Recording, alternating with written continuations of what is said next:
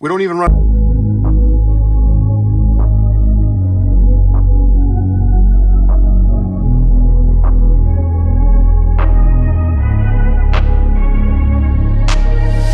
I'm changing who I am. I'm making a new plan, rearranging my life, and I won't look back ever again. Yeah, you ain't see me activated. You better hope that you never see me agitated. I think about my actions, plan them out, evaluated. That's how I end up on the top. We got New Year's trips coming up. Christmas is coming up. We just had Black Friday, and Jess, my buddy Jess, who always helps me out working on the Can-Am, we're going to pull Garage 30 on his car this morning. We're going to install new shock therapy springs, progressive rate springs on his car. And so just a little bit of Garage 30 time goofing in the garage. Let's check it out. All right, so we got the 2017 1000 Polaris NA car. Him and Tomas built this cage, homemade. It is freaking sweet cage. Just gusseted, built, perfect. Anyways, we're here because of shock therapy. So we're just going to throw these springs on the old car and see this New Year's how she does. First things first, chalk it. Always chalk your car when goofing. So we got the wheels chalked. We're going to jack up the rear of this sucker.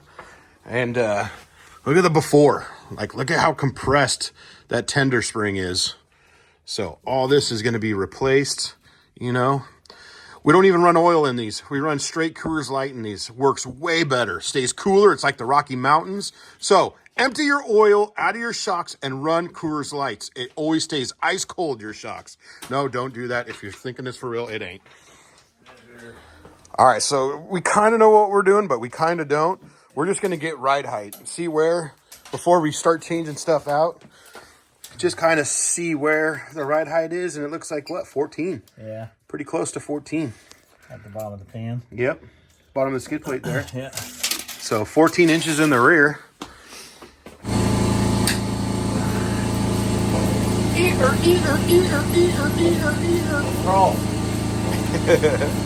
All right, so once you get the shock off, just clean all the threads with a paintbrush. Just get super artsy with it, and because you're gonna undo this collar and just get all the dirt and debris out of there. So just blow it off with some air, get the threads cleaned up, and then get this sucker all taken off. Oh, she's thirsty. All right, then lube up the threads with a little bit of Dub D or a silicone lube or something, whatever you got. And that'll make that threading so much easier. All right, there's at the bottom of the shock is a little rubber stopper. Just move it up to clear the coil base, the base of it. So just move that little rubber piece up. Kind of tough with how seized on this little rubber piece is, because she ain't ever moved. She got 6 years of resting right there. Dry desert Arizona dirt. Yep. Oh yeah, get a good bite. Here she goes. Get her up there. Here she goes. Try not to tear them. Not to tear them, not to scratch the shaft. You want a smooth shaft right there, if you know what I mean. That will just keep everything nice and smooth and lubed up and working properly. Perfect. There she goes. Perfect. That's all you need. A couple inches. Pinch her in the vise, collapse the springs, and rip them off. Oh, here's our tool. So we're using a little Tusk coil spring compressor and the keyway to, so yeah, easy money. All right, so we got this to 2 inches, the crossover ring at 8 inches from the bridge of the bypass reservoir. And now we just got our coil spring compressors. We're just undoing them.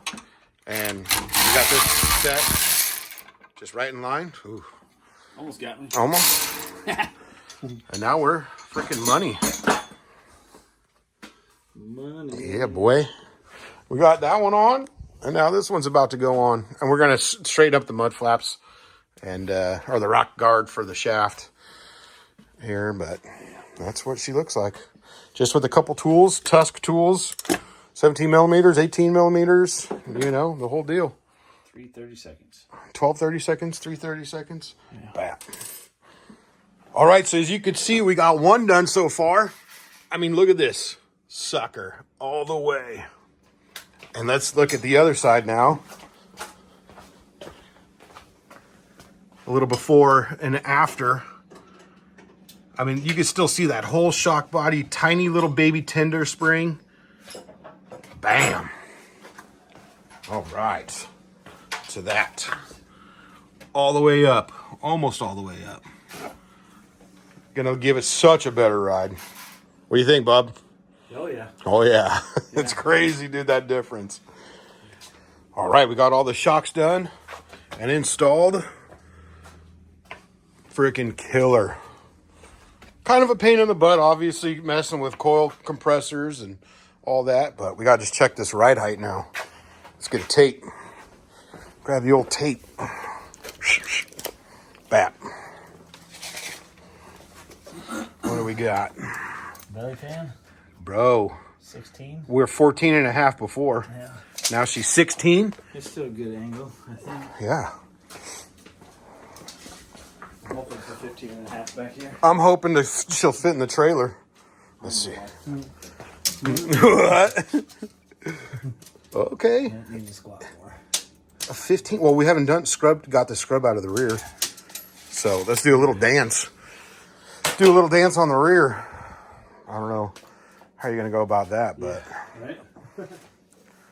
there you go. What is that? She's settling, dude. Them shocks is settling.